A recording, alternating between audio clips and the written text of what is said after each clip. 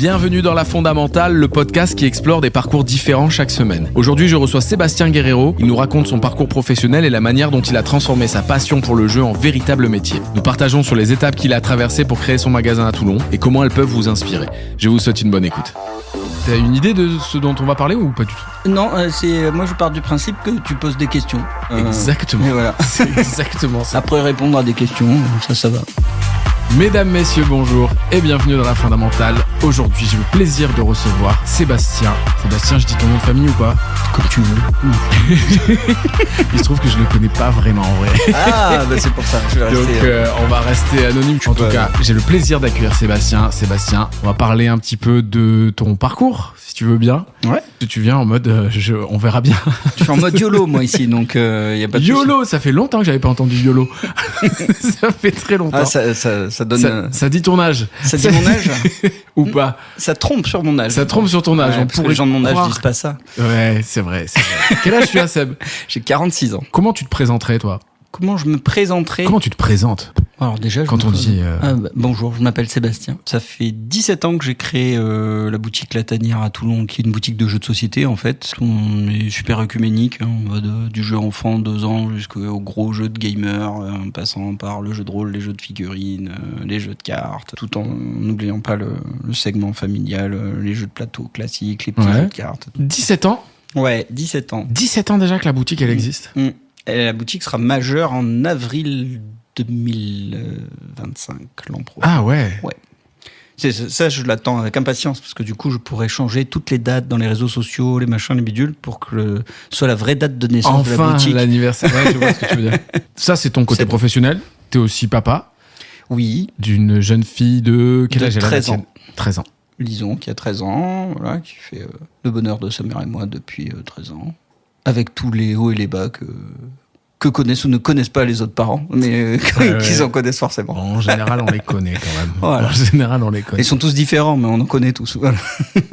Ça m'intrigue de savoir un petit peu comment on en vient à créer une boutique de jeux de société. Et c'est quoi ton parcours un peu avant de venir à la boutique ? Ouais. Toi, ton parcours, c'est quoi ? Alors, moi, je suis un pur produit académique. Je fais partie de ces gens non traumatisés par les notes et compagnie et qui fonctionnaient bien à l'école. J'étais bon en français, j'étais pas mauvais en maths, mais j'étais pas bon. Du coup, je suis allé dans la 3e voie, parce que j'aime bien les 3e voies. C'est-à-dire que je suis allé en droit. En droit, on te propose les figures emblématiques des professions juridiques, avocat, juge, machin. Ouais. Tout ça, évidemment, là encore, 3e voie. J'ai donc choisi notariat. C'est quoi, ça te faisait kiffer, notariat ? Enfin, ou c'était 3e voie parce qu'il y avait rien d'autre à faire ? Non, je pense que c'était la 3e voie parce que avocat, ça m'enchantait pas. Le côté pénaliste, vraiment pas. Juge, décider de la vie de quelqu'un, ça ne m'enchantait guère. Donc c'est pour ça que je te disais 3e voie, c'est-à-dire je suis allé en droit parce que en France on te dit tu vas à côté français ou côté maths. Bon voilà, je suis assez logique, mais j'aime la langue, donc la logique sur de la langue, ça donne du droit. Et puis j'ai fait un stage volontaire. J'insiste volontaire parce qu'il n'y a pas de stage avant de finir les études en droit, ce qui est très mauvais en fait. Et j'ai dit, oh là là, parce que moi j'avais plein d'idées pour faire du cybernotariat. Je rappelle qu'on était en 96, 98, tout ça. J'avais déjà des idées comme ça. Cybernotariat, c'est quoi ? C'est signé sur la Wacom ? Ça existe toujours pas, en fait. C'est vrai ? Ah, ok. Ouais, je peux donner le concept, ça peut leur donner. C'est vrai ? Oui. Non, t'es pas obligé. Non. Il se trouve qu'à l'époque, moi j'étais internaute de la première heure avec des copains. On a eu un décès d'un copain en ligne. Alors déjà, les amitiés online à l'époque, ça n'existait pas. Enfin, les gens comprenaient pas. Enfin, voilà. Comme je visais le notariat à cette époque-là, je me disais ah ouais, mais comment ça se passe au décès et tout ça, et puis tous les mots de passe et puis machin. Et donc je me suis dit mais il faut une procédure pour ça, parce que la vie numérique, ça va augmenter. Ouais, carrément. Et puis tous les gens qui connaissent quelqu'un, mais uniquement par le biais en ligne, ils sont pas au courant. Eux, il n'y a pas d'avis de décès pour eux. C'est vrai, t'as raison. Et ça, c'est une problématique qui est vraiment réelle maintenant, qui pose de plus en plus de problèmes. Puisque maintenant que tu as ta banque sur ton application, etc., ta compagne de vie et tout veut un peu aller prendre les sous avant que les impôts s'en mêlent, elle ne pourra pas parce qu'elle n'a pas ton mot de passe. Ou pire, elle n'a pas ton empreinte digitale. À la limite, peut-être sur ton cadavre. Ouais, elle tente. Maintenant, je crois que c'est reconnaissance faciale, c'est un peu compliqué. Ouais, voilà, enfin bref. Elle t'ouvre les yeux. Tout ça, c'est tes assurances, voilà, tout simplement, je sais pas quoi. Ah ouais, d'accord. Et puis sans parler de la mort, quoi. Il y a t'es inconscient, mais c'est toujours toi qui t'es occupé des assurances. Et du coup, on fait comment pour déclarer le truc parce que t'as pas les mots de passe, mais c'est toi qui es inconscient, donc on n'a pas le mot de passe. Donc je suis arrivé là, et puis j'étais joueur quand même. C'est ce que j'allais te dire.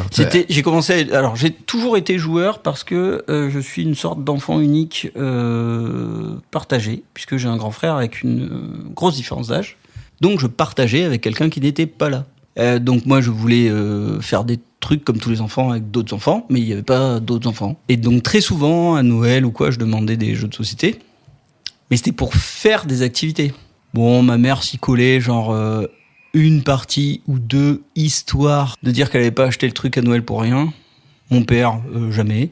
Et sinon, ça servait à mon anniversaire une fois par an, quoi, quand j'avais 10-12 ans. Et puis, à l'adolescence, j'ai rencontré des gens borderline, comme on dit, de l'époque. C'est-à-dire des rôlistes, des gens qui font du jeu de rôle. À l'époque, c'était oh là là, c'était très indé, hein. voilà, c'était underground. Oui. En général, c'est que t'avais un problème psychologique quand tu joues au jeu de rôle. Ouais, voilà, oui, il y avait un peu cette vision. C'était un peu renfermé. C'est tellement connoté ce côté qu'il y a eu, faut le savoir, hein, c'est toujours le cas. Le comité de surveillance des sectes en France, son vrai nom complet, qui est sur le fronton, qui est sur la plaque, qui est sur son nom officiel dans le journal officiel, c'est comité de surveillance des sectes et des jeux de rôle quand même. Ah ouais. À ce point-là, ouais, ça c'est la France quand même. Là où mon cousin allemand il mettait Rollspiel dans son CV et c'est ça qui lui a donné son boulot. Il a un gros poche chez Volkswagen maintenant. Et donc du coup voilà, donc vers mes 15 ans. Merci pour l'info. Voilà. Les auditeurs sauront.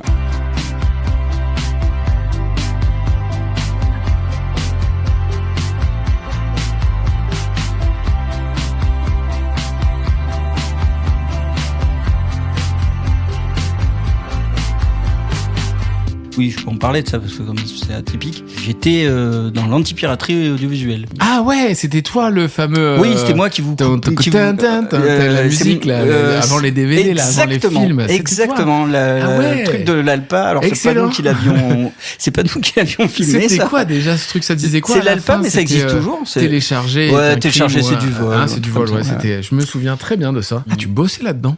Okay. J'étais enquêteur. Quand Adopi est passé, en fait, j'ai fait un passage comme enquêteur à la SACEM, en remplacement en congé maternité d'une enquêtrice. Et comme j'avais donné satisfaction, on a glissé un mot pour moi pour que j'aille à l'Alpa.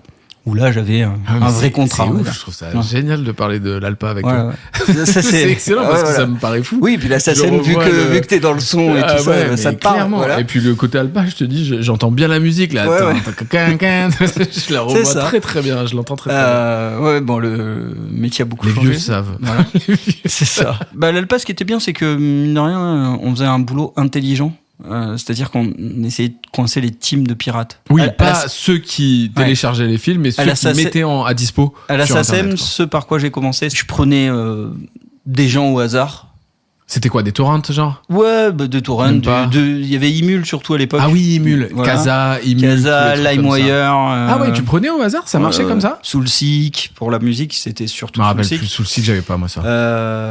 Casa, c'était plus Casa. Surtout, quoi. Et je chopais des gens au hasard, en fait. Qui, du coup, se prenaient une pré-Adopi, en fait, et se faisaient couper le net. Enfin, il y avait des actions en justice. C'est comme ça que ça marchait? C'est comme ça aussi que Adopi a été adopté. C'est-à-dire que c'est parce que la SACEM faisait du volume je dirais d'agression juridique entre guillemets. Comme il y avait beaucoup d'affaires auprès des tribunaux, il a fallu un peu dégorger les tribunaux, quoi. Ils étaient attaqués au civil et ils demandaient pas grand-chose. Ils demandaient la coupure de l'abonnement Internet. Donc le mec se faisait couper Internet en justice et après il prenait une autre box. C'était pas voilà.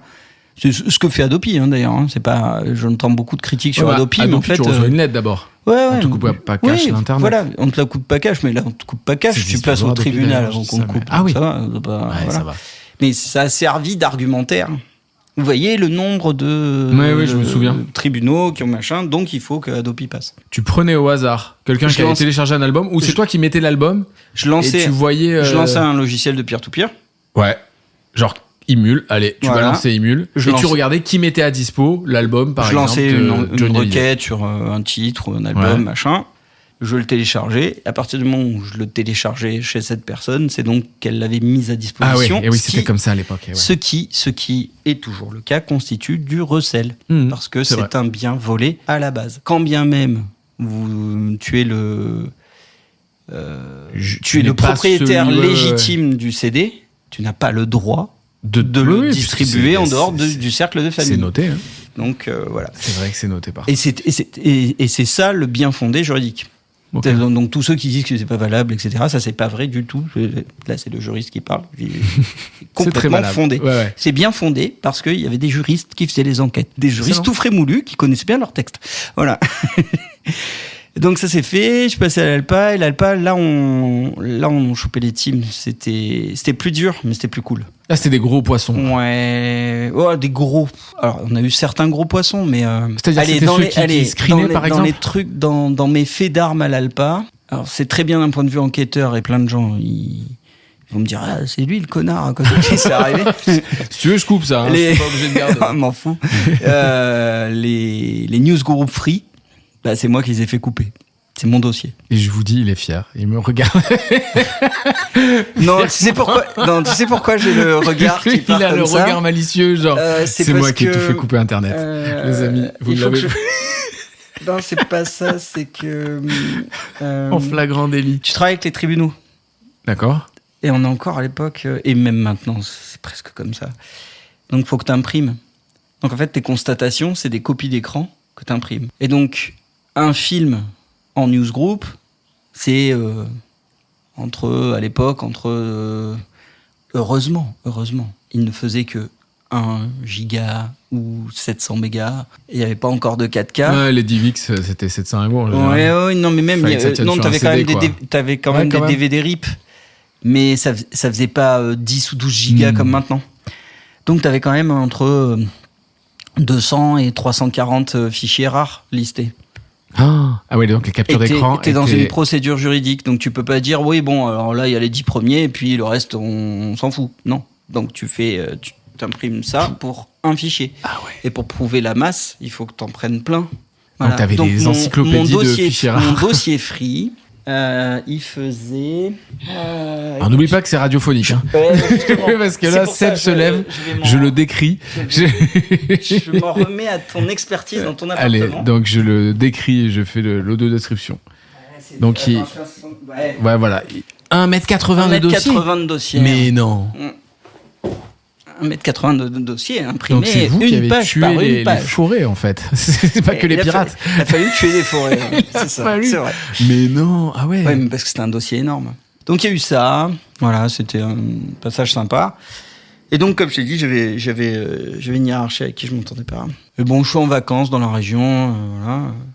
Et je fais mon petit tour habituel. Je descends chez Choche, machin. Et chez Choche, c'est fermé. Mais je ne savais pas que c'était fermé. Ouais, c'était plus. Je savais ok. pas que c'était fermé, quoi. Oui, puisque toi, Et tu puis- redescendais plus forcément dans le sud. Voilà, 2 fois par an. Donc Ouais, j'avais ouais. pas capté, quoi. Et un soir, on va avec mes vieux copains, on fait un jeu de société, justement. Et je leur dis, en fait, putain, je suis passé chez Choche et je sais pas, c'était un mardi après-midi, mais c'était fermé et tout. Et Choche, c'est fermé depuis 2 ans ou 3 ans, je sais plus. J'ai dit, ah bon, il y a quoi comme boutique Chose quand même, juste pour préciser, c'était C'était la boutique. C'est la boutique de rôliste un peu Ouais. quand tu voulais acheter de quoi faire du jeu de rôle. Ouais, voilà. Pas c'était forcément la jeu de boutique société jeux- d'ailleurs. C'était Ouais, plus c'était rôliste. c'était Alors, la pardon, seule boutique, c'était donc la seule boutique. c'était C'est la gros, je dernière pense, qui existait quoi. Exactement. Et là, germe tout naturellement l'esprit de toute façon, je veux me casser. J'ai un salaire parisien correct, donc j'aurai un chômage très honnête en province. Tiens, et pourquoi pas. Et dans les 2 jours, j'ai commencé à m'intéresser à des locaux commerciaux, des machins, savoir comment ça marchait. Donc enfin, c'était voilà. allé très vite quoi. Ouais, parce que fallait prendre le renseignement, tu Ouais, vois. ouais, non, mais Prenez n'empêche. juste le renseignement. En tout cas, ça a mûri, mais tu t'es laissé la possibilité de passer à l'acte un petit peu, de te Oui, dire oui, tiens, oui, je oui. vais aller me renseigner. Mais moi, je suis très Combien comme ça. ça D'abord, coûte je regarde l'oméga. Ça peut être un défaut parfois, même dans ce genre de cas, c'est mieux. Et je crée l'alpha en fonction, on va dire. Tu vois, je me dis pas, j'ai un alpha. Qu'est-ce qu'il faut que je traverse pour avoir l'oméga? C'est d'abord, je regarde l'oméga. Je vois si c'est atteignable, si la distance alpha-oméga est correcte. Alors, j'avoue, j'ai pas du tout la ref. L'alpha de l'oméga. Bah, Je me dis peut-être le l'auditeur début et l'aura. le commencement. Moi, je l'ai à début et commencement. Ok. Donc, et l'oméga, c'est la fin. Excusez-moi d'être inculte. Ouais, non, il ok. n'y a pas de souci. Il n'y a pas de ref autre Donc, que... toi, tu regardes la finalité en te disant, bah tiens, Ouais, pour le faire, ok. Ça me parle. J'ai un peu cette manière de raisonner, mais je l'appelle pas comme ça puisque j'avais pas. En général, quand j'envisage un problème, j'envisage toujours le pire. Je crée des solutions au pire. J'ai des solutions pour le pire. Alors après, tout le reste, je m'en fous. Et après, t'es tranquille. Ok. C'est-à-dire, je vais pas imaginer des solutions pour tout. J'ai des solutions pour le pire. Donc toi, à cette époque, tu descends, le magasin de référence de l'époque est fermé. Là vient donc, germer dans ton qu'il y a esprit un besoin.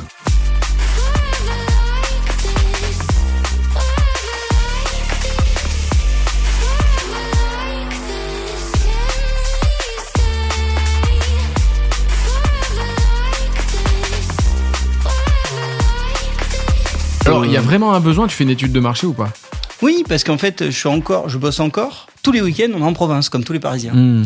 Tous les week-ends, un coup, on fait un tournage au Mans, un coup, on va en Bourgogne, un coup, machin. Et puis, à force de tournage, on a fait des copains.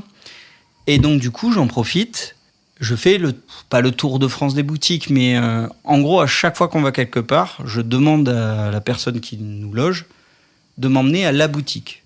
Et je fais comme ça. Je fais exprès de poser la question comme ça. Emmène-moi à la boutique. Sans préciser de quelle boutique il s'agit. Parce qu'on est entre gamers, entre rôlistes, et que évidemment qu'il a compris ma question, hein. Même dans les villes où il y a plusieurs boutiques, il y a toujours un temple. Et donc j'ai visité chaque temple au Mans, à Angers, à Strasbourg, à Lyon. Et donc je fais une étude de marché de manière empirique. Voilà, j'ai un petit fichier Excel, j'ai des questions. Et un jour, on va à La Rochelle. Et à La Rochelle, je rentre et de suite, quand il me voit, l'air fureté et tout ça, le mec qui devait avoir une 50aine d'années, qui s'appelait Philippe, me dit vous allez ouvrir une boutique. J'ai dit oui, c'est vrai, je prends des notes et tout ça. Et j'ai dit je vous rassure, je vais pas être concurrent, on sera à Toulon, à l'autre bout de la France. Donc. Et je lui demanderai plusieurs tips au tout début, notamment comment me placer en prix, ce genre de choses. Parce que malheureusement, on est à l'époque de la roue libre complète pour le web. Donc les pouvoirs publics ne font rien. Donc c'est le web qui casse les prix dans tous les sens. Déjà à l'époque ? Ah, surtout à l'époque. Surtout à l'époque ? Ah ouais. Ah oui, à l'époque, il y avait quasiment jamais de frais de port nulle part. Il y a des business qui n'ont pas tenu. Et du coup, maintenant, les gens, ils savent qu'il faut des frais de port et un minimum de marge. Enfin, voilà. À chaque fois que tu allais dans les temples, tu t'es dit, ah ouais, ça a l'air sympa quand même. À chaque fois, tu prenais un peu des refs en te disant, tiens, ça me plairait dans le mien. Ça pourrait être cool de le faire comme ça. C'est vrai que ça, c'est probablement une erreur que j'ai faite au début. J'ai absolument pas noté les produits qu'ils avaient. J'avais des produits en tête et je notais leur prix et comment ils faisaient. Par contre, là où j'ai été hyper attentif, c'était la présentation. Ce que tu appelles la présentation, c'est la déco dans le magasin, les trucs comme ça ? La déco dans le magasin, l'enseigne et le positionnement aussi. Ok. C'est là que j'avais noté que c'était que des boutiques de centre-ville. Il faut être en centre-ville. Le miroir aux alouettes de la zone commerciale, c'est pas bon. Et d'ailleurs, tous ceux qui s'y sont essayés, ils se sont cassés les dents. Parce que c'est pas adapté. Voilà, je vais noter, tiens, la boutique là, elle est claire, ça j'en veux pas, c'est trop le bordel. Et donc, on l'a évoqué tout à l'heure avec les rôlistes à mauvaise réputation, etc. Le geek qui n'était pas à la mode. À l'époque. Et oui, il a fallu World of Warcraft et les films du Seigneur des Anneaux de Peter Jackson pour que le geek devienne à la mode. Et aussi le vieillissement de notre tranche d'âge. Le vieillissement. Et oui, puisque les marketeurs s'adressent toujours à la même tranche d'âge, c'est ça qui fait changer les modes. Les marketeurs s'adressent aux trentenaires parce que ils sont encore jeunes et ils ont de la thune. Ah ouais. À chaque fois. Donc là, du coup, ça a décalé, quoi. Les 25-35, c'est toujours la cible numéro 1 des marketeurs. Toujours, tu le vois dans la mode que ça donne. Marvel, c'est à la mode parce que c'est l'enfance de notre génération. Star Wars, on a remis une picouse, on a réinjecté une dose de vaccin Star Wars pour être sûr qu'il y ait une nouvelle génération. C'est pas les ados de 15 ans qui regardent la dernière série The Acolyte sur Disney+, c'est pas vrai. C'est que des quadras. Et donc c'est pour ça, c'est eux qui changent les modes parce qu'ils s'adressent à ceux qui ont le porte-monnaie et qui sont actifs. De la même manière que Pokémon se vend parce qu'on vise le portefeuille des parents. Et en plus, là, maintenant, on a la première génération parentale qui a grandi avec Pokémon. Alors là, tu les vois, les youtubeurs. Et puis, en plus, il y a le côté investisseur là, sur les Pokémon. Donc, tu dis, t'es descendu, t'as ton étude de marché, tu vois à peu près Après, ça se passe comment alors? Comment on monte un magasin? Donc je trouve un petit local qui me plaît. Je sais que c'est une rue pas passante du tout, mais comme je suis Toulonnais, je sais que c'est pas passant, personne ne connaît la rue, mais tout le monde passe par là. C'est le haut de la rue Gibelli, à côté de la place Mazarin, c'est-à-dire un endroit que personne ne fréquente, mais tout le monde y passe parce que tu te gares au Lys, vu que t'es un Toulonnais et que tu veux pas payer le parking, et que tu passes par ce petit bras de rue parce que il est tout petit, il est pas sordide, et il est en diagonale, donc tu vas plus vite pour descendre vers le centre-ville. Et donc je m'installe là, c'était l'ancien local du Samouraï, la boutique d'arts martiaux de Toulon, qui avait déménagé à La Valette à l'époque pour un plus gros local et tout. Et je suis un peu nerveux et tout ça, et moi je sais pas trop parce que je bosse encore et tout ça. Et donc je vais lui réserver son local, c'est-à-dire que pendant 6 mois, je vais payer le local sur mon salaire, juste pour qu'il me le garde. Oui, même pas pour passer en activité. En gros, encore, je lui rembourse le loyer Okay. qu'il paye, bon, qui est dérisoire parce qu'il a depuis des années, que le local est petit, etc. Mais enfin, bon. Mais n'empêche. Toi, tu investis là-dedans. J'ai un salaire de cadre parisien à l'époque, donc en fait, payer 300 ou 350 balles par mois pendant 6 mois, c'est une somme, mais je peux me le permettre. Et puis c'est dans le cadre d'un projet. Mais là, ça devient vraiment concret. En tout cas, quand tu fais ça, là, j'avais déjà décidé mais j'avais commencé. Là, maintenant, c'était ménager ma porte de sortie à l'Alpa, etc. Et puis, finalement, j'arrive pas. À l'époque, la rupture conventionnelle, ça n'existe pas. Au départ, j'essaye de négocier une sortie honorable en restant en télétravail. Et il veut pas en entendre parler alors qu'on fait que du web toute la journée. Hein, bon, c'est pour vous donner une idée de. Oui. Voilà. Mais en fait, finalement, je vais avoir un ami, moi, qui va avoir un décès de sa maman. Et ça m'a donné un gros coup sur la tête en me disant que tout était bien futile, bien relatif, et que j'allais pas m'accrocher pour 2 mois de salaire ou je sais pas quoi, alors que j'avais un peu d'épargne, j'avais un peu machin. Donc YOLO. Et aussi un gros big up à ma maman, comme disent les Jones. Puisque j'ai demandé à ma mère, oui, est-ce qu'on peut venir chez toi le temps que je crée mon magasin? À mon avis, 3 mois, ce serait te mentir. Je pense que ça durera 6 mois. Bon, ça a duré 3 ans. Donc elle était très gentille. Ça et un dossier ACRE qui m'ont permis de... Ah oui, t'avais l'ACRE, ok. L'ACRE qui est une aide Pôle emploi en fait. Du coup, ça t'a aidé aussi de te dire que financièrement, tu avais le Pôle emploi quand même en attendant. Bien sûr, et psychologiquement aussi, parce que tu crains, tu vois. Quand tu vas sur des dossiers, sur des sites comme... comment ça s'appelle, Net Entreprise ou quoi, enfin tous les sites qui s'adressent aux créateurs d'entreprises, tu sais, du parcours, de l'idée à la réalisation, etc. Et ils te disent, l'un des premiers conseils, c'est d'être sûr d'être bien entouré par ta famille, etc. Et toi, quand tu crées ta boîte, tu dis, leur conseil de pipeau, etc. Et une fois que tu as créé et que tu sais ce qu'il en est, tu comprends pourquoi c'est le premier conseil, parce que c'est le plus important. Parce que créer une boîte, c'est avoir un enfant. Tout simplement. C'est exactement pareil. Je peux en parler et en toute connaissance de cause, puisque j'ai un enfant. C'est les mêmes angoisses, c'est les mêmes craintes, c'est les mêmes joies, c'est les mêmes surprises. Surtout quand tu pars de zéro et que tu n'as pas les moyens financiers. Parce que tout à l'heure, j'ai dit que oui, j'avais un salaire de cadre, machin, mais après, il s'arrête. Déjà, dans le pré-gestationnel, déjà la décision. Tu vois, il peut y avoir... l'enfant passion, l'enfant raisonné, l'enfant surprise, l'enfant pas voulu. C'est pareil dans la création d'entreprise. Alors tu vas me dire, mais tu peux pas avoir une création d'entreprise pas voulue. Si, tu peux avoir quelqu'un qui a pas le choix. Oui, parce que... reprise familiale même, des fois, t'as un ou peu le truc de je pense à quelqu'un qui, par exemple, je sais pas moi, un informaticien qui se fait licencier, etc. Et finalement, il n'a pas le choix que de se mettre en freelance. Ouais. Donc il crée une boîte, c'est un enfant pas voulu. D'accord. Mais il va s'en occuper quand même. Les angoisses, c'est comme les enfants, c'est-à-dire plus c'est petit, plus c'est jeune et plus t'as des angoisses. Et plus les joies sont grandes. Et plus ça vieillit. Et plus tu es serein et où tes inquiétudes sont plus lissées. Elles sont tout aussi importantes, mais elles sont plus lissées. Parce que tu sais que la vie est faite de pics et que... c'est bête à dire, mais... la première fois que ton gosse tombe la tronche en avant, tu es au 100 coups.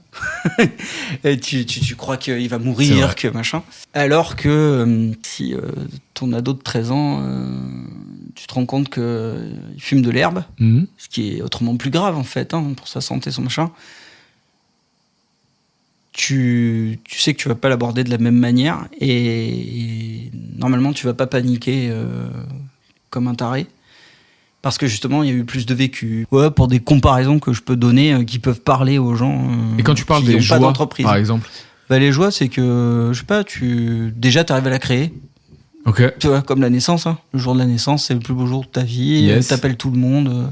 Ouais, c'est les joies indicibles. C'est, je sais pas, moi. Dans le commerce, ça peut être de faire un bon coup. Tu te dis, ah ouais, tiens, tout le monde m'avait dit que ce jeu-là, c'est pas vrai, machin, et moi j'en ai pris. Toi, tu le sentais. 5 pièces, je l'ai senti, et bam, j'ai tout vendu. Et ça cartonnait. Donc j'ai fait des sous avec. Ouais. Donc c'est cool. 17 ans, ça me paraît long. Bah ouais. Et tant mieux. Mais 17 ans sur la même entreprise, comment tu fais pour faire varier les choses ? Non, déjà parce que ça varie tout seul.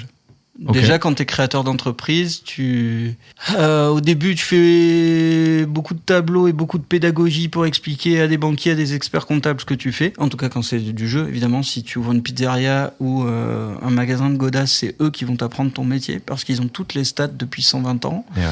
Voilà. Mais dans mon cas, c'est plutôt le contraire. Après, tu fais connaissance avec les fournisseurs. Donc c'est encore un autre truc. C'est un autre social que Après, tu apprends le social client. Pour quelqu'un comme moi qui avait jamais fait de commerce, je veux dire, jamais. En job d'été, j'ai jamais été à McDo, j'ai jamais tenu une caisse de ma vie. D'accord, ah oui, donc toi, t'arrives vraiment, t'avais jamais... Ouais. Ok. Non, ouais. Du coup, tu fais des erreurs de caisse. Parce que t'as pas été formé pour. Oui. C'est là que tu te rends compte que c'est important d'avoir formation. Ouais, après tu t'auto-formes aussi, enfin voilà quoi. T'es content de l'avoir fait ? De quoi, créer ma boutique ? Ouais. Oui, bien sûr. Ouais, c'est une success story, la Tanière, quand même, parce que ça commence avec un chômeur créateur, ça finit avec 2 associés et un employé à temps complet. Moi, j'ai partagé mon gâteau en 3 au minimum. Trop bien. Donc, c'est cool d'avoir pu partager et de continuer à le partager. Parce que c'est ça, en fait. Puis moi, j'aimerais bien le partager encore. Ça me permettrait de peut-être prendre des vacances. Voilà. Ouais. Tu vois, c'est le truc. Tu voyais les choses comme ça ? Non, j'avais beaucoup plus d'ambition. Je partais de Paris, donc j'avais des réflexes de cadre, quoi. Sous 5 ans, il y avait une mini-franchise avec 2 ou 3 magasins. Tu vois. Ah oui, ok. Donc t'avais ça. Il y avait la Tanière à Cannes, mais je suis parti de la... Mais à la limite, ça aurait peut-être pu être possible. J'ai eu une phase de déception en me disant, putain, en fait, j'arriverai jamais à grandir comme ça. Et après, j'ai viré ça autrement et c'est allé avec ma maturité personnelle aussi. D'accord, c'est ce que j'allais te dire. J'allais t'en parler. Avec l'évolution de mon enfant, de mon couple, Maintenant, j'ai plus l'âge. Enfin, c'est pas que j'ai plus l'âge. C'est comme ça que tu le dirais ? Ouais, voilà, je vais faire le Danny Glover, je suis trop vieux pour ces conneries, quoi, tu vois. C'est-à-dire que ça nécessite de mettre du pognon, de faire un prêt, parce que Aujourd'hui, tu le referais à ton âge ? De quoi ? De créer une boîte ? Ouais. La même chose, non. D'accord. Par contre, je ferais autre chose. Peut-être dans le même secteur. T'aurais envie là de faire autre chose ? Non, parce qu'en fait, j'ai pas de. Je fais autre chose tout le temps. Je fais autre chose quand ça me botte. C'est le grand. Ça, c'est la chance qu'on a, quand même. C'est le grand avantage. Alors, c'est le grand avantage des entrepreneurs. Moi, un de mes jeux préférés à l'heure actuelle, c'est La Tanière The Board Game. Cool.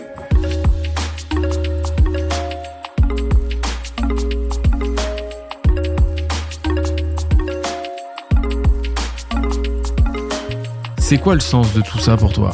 Le plaisir. Ok. Ouais. Le plaisir de jouer, le plaisir de boire un pot entre potes, le plaisir de voir ma fille s'épanouir. Donc c'est le plaisir. Ouais. C'est le moteur numéro 1, quoi. Clairement. Sinon, la vie, sans plaisir, je vois pas trop l'intérêt, quoi. Merci en tout cas d'avoir répondu à toutes ces questions. Merci d'avoir super bien tchatché. Ouais, merci à toi, merci de ton accueil. Merci de ton sandwich, car... c'est vrai, tu peux leur dire. Car mon hôte m'a fait un sandwich mozzarella, tomate du parce jardin. Parce que je sortais du travail et que j'avais pas mangé. Et merci. Ça va, il était bon ? Oui, il était bon. Il était cool. Bon. En tout cas, merci beaucoup Seb. Merci à vous tous d'avoir écouté La Fondamentale. On se retrouve la semaine prochaine. Tu vas recevoir qui la semaine prochaine ? La semaine prochaine, je reçois... je sais pas, j'ai pas encore le planifié. Tu vois, ça, dans ton annonce, il faut que tu y penses. J'enregistre à chaque fois et je mets quand j'ai envie. Tu vois, c'est mon côté entrepreneur, je suis libre. Donc la semaine prochaine, j'aurai Greg qui fait de la street photo, lui. Voilà. C'est cool ça. C'est cool. Merci à tous, à très bientôt. À très bientôt Seb. Merci à tous. Au revoir. Ciao, ciao. Merci d'avoir écouté La Fondamentale. J'espère que cet épisode vous a inspiré, qu'il vous a offert de nouvelles réflexions sur le sens de votre vie. N'oubliez pas, chacun de nous a une fondamentale unique à apporter à la grande symphonie de l'existence. Si vous avez aimé cet épisode, les classiques, abonnez-vous, laissez-nous un commentaire et partagez-le avec vos proches. Un petit 5 étoiles est aussi le bienvenu pour nourrir l'algorithme. Je serai ravi d'avoir vos retours et vos propres visions sur la vie. En attendant le prochain épisode, prenez soin de vous et continuez à chercher ce qui vous anime. À très bientôt pour faire résonner la fondamentale.